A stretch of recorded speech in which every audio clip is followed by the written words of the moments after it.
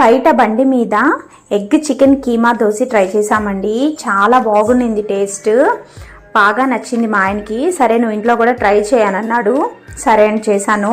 నాకైతే 80 to 90% అదే taste అనిపించింది. మరి ఎందుకు ఆలస్యం, పదండి వీడియోలోకి వెళ్ళిపోదాం. ముందుగా దోశ పోసుకొని దాని మీదకి ఎగ్ పగలగొట్టుకొని వేసుకోవాలండి. వేసుకొని బాగా స్ప్రెడ్ చేసుకోవాలి. దాని మీద చికెన్ కీమా మసాలా వేసుకోవాలి. మన ఛానల్లో ఆల్రెడీ ఈ వీడియో ఉంది, చూడండి. ఆ వీడియో కూడా బాగా స్ప్రెడ్ చేసుకొని దాన్ని ఫ్లిప్ చేసుకోవాలి. అంతేను, చికెన్ దోశ రెడీ అయిపోతుంది. నాకెందుకో అంత బాగా అనిపించలేదు.